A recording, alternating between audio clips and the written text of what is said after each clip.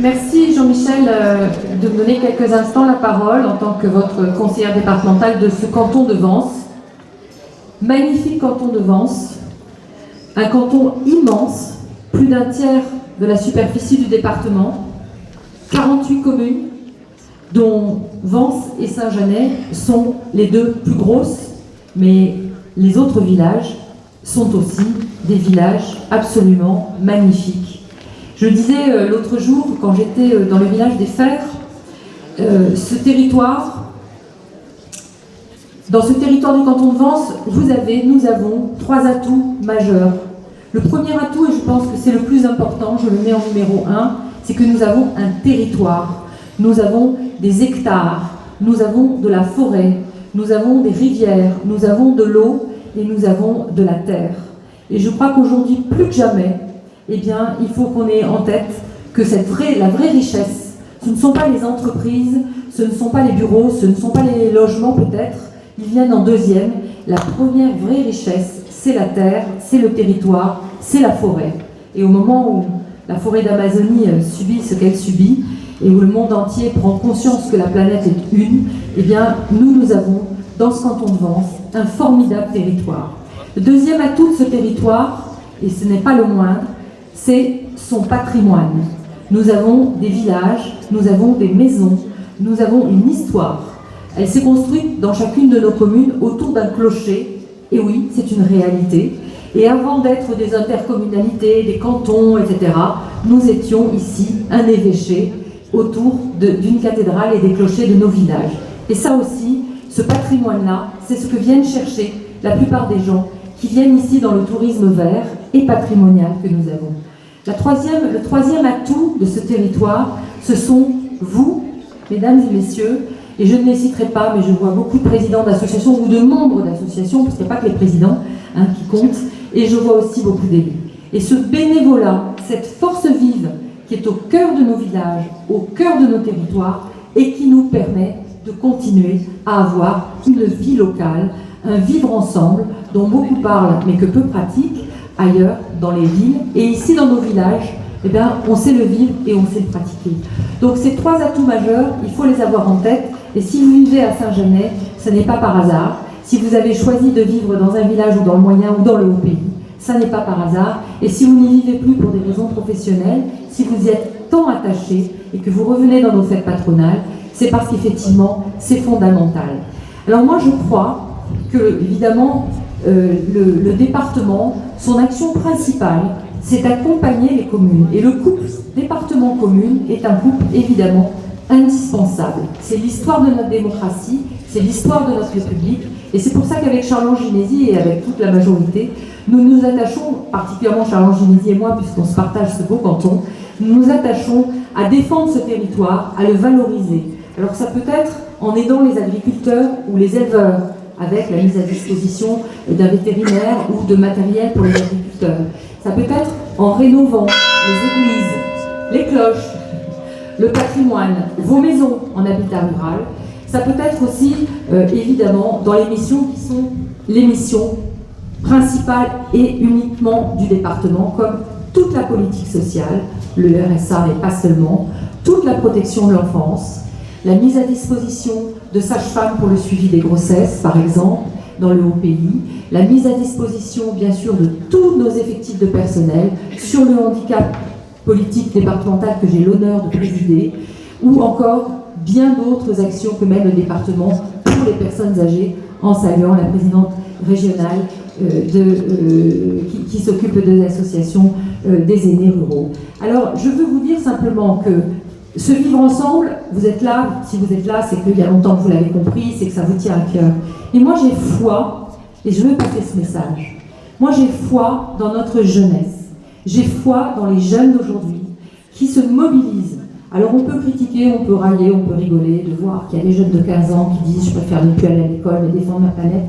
Mais moi j'ai foi en ces jeunes-là, parce que globalement, il en reste quelque chose. Ici, dans ce canton de Vence, ici à Vence, dans le pays vençois, dans le Sivonne dont tu parlais tout à l'heure, il y a 20 ans, on a mis en place, et on était les premiers, et on était les seuls, on a mis en place le tri sélectif. C'était en 96, donc il y a 23 ans. Eh bien, ceux qui ont grandi et qui depuis 23 ans sont nés avec dans leur maison les poubelles de tri sélectif, ont transmis et continuent à transmettre ce message. Oui, alors l'héritage et le développement de l'écologie et le sentiment de bien-être à la fois pour la planète et aussi pour le vivre ensemble, il passe par nos jeunes. Et moi, je peux vous dire que dans les villages du Haut-Pays, je vois de plus en plus de jeunes familles qui viennent pour s'installer, pour y vivre. Et c'est le message que nous faisons passer avec Charles-Ange-Génésie à l'inspection d'académie pour que les écoles ne ferment pas, ou bien aux services fiscaux pour qu'on maintienne des permanences fiscales, pour que l'on maintienne de la vie dans les territoires. J'étais à Guillaume avant-hier pour essayer d'aider le maire sur d'autres services publics dans le Haut-Pays et dans le Moyen-Pays, parce que les jeunes ont envie de se réapproprier leurs racines, leur village et nos beaux territoires, de donner à manger à leurs enfants autre chose que du jambon sous vide, mais plutôt celui que fait votre formidable épicerie Boucher. Et voilà, c'est un peu le sens du propos que je voulais vous donner.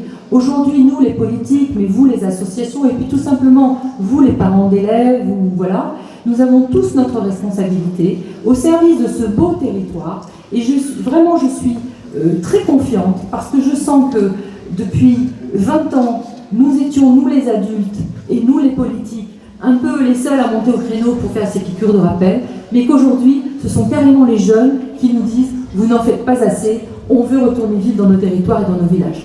Donc voilà, on finit sur une note d'optimisme en remerciant vraiment du fond du cœur les élus, bénévoles la plupart du temps dans nos villages, qui se donnent un mal de chien. Alors ils ne réussissent pas toujours, des fois ils font des erreurs, des fois ils font des choses bien, en tout cas ils le font.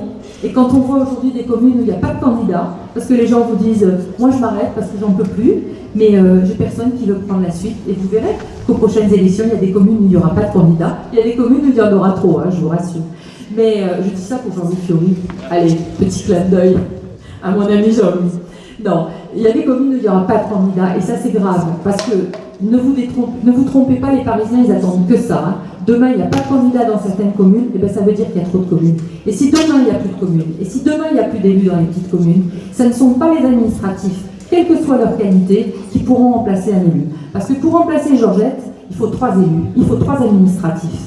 Pour remplacer le maire, il faut 3 administratifs. Pour remplacer n'importe lequel de ces élus, pour remplacer Denis, il faut 3 personnes. Parce que ces gens-là, ils sont taillables et corvéables le dimanche, le samedi, la semaine, la nuit, peu importe quand il y a un problème, quand il y a une difficulté, ils sont sur le pont, avec ou pas des résultats qu'on voulait. Mais en tout cas, ils sont là, ils sont sur le pont. Donc il faut à minima les respecter, bien sûr, mais aussi arrêter peut-être de les critiquer, parce que je pense que quoi qu'il en soit, on est là aussi tous pour vivre ensemble et pour l'intérêt de nos villages. Je terminerai juste en remerciant Tony Di Pietri d'être là. Il représente le capitaine Secconi. Nous avons à cœur avec le département, docteur, et en vous remerciant très sincèrement de l'action que vous menez, que je connais bien parce que j'ai eu l'occasion d'aller vous voir à Saint-Laurent il y a quelques années.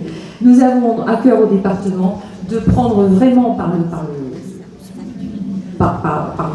le corps, prendre vraiment à cœur et à corps cette question des arrêts cardiaques. Nous l'avons d'ailleurs fait dans nos associations, nous le faisons dans tous les collèges du département, nous imposons qu'il y ait une formation des jeunes, et là encore, ce sont les jeunes. Et je vais vous dire pourquoi ce sont les jeunes, parce que c'est très simple.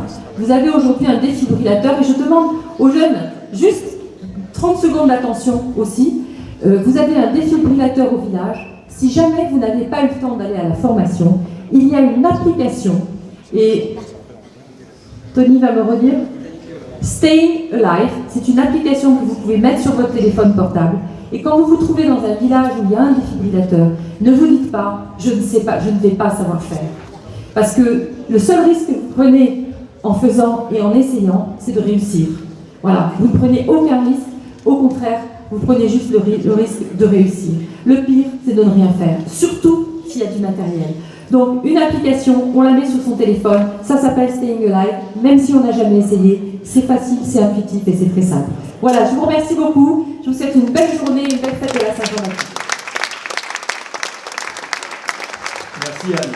Juste quand même, parce que je voudrais encore féliciter et remercier l'OCEPUN et la Brosse à Ouda qui nous ont accompagnés donc, pour cette manifestation. Et saluer, parce que vous me demandez tout le temps, appeler ma femme, elle est là, elle me supporte depuis 40 ans. Donc merci ma chérie de me supporter depuis plus de 40 ans en tout cas. Et bravo. À nos enfants de la patrie, le jour de gloire est arrivé. Contre nous de la tyrannie, les soldats sont élevés. Les soldats sont élevés. Entendez-vous dans nos campagnes mugir ces féroces soldats qui viennent jusque dans nos bras, égorger nos fils et nos compagnes. Aux armes, citoyens, formez vos bataillons, marchons, marchons, qu'un sang impur abreuve nos sillons.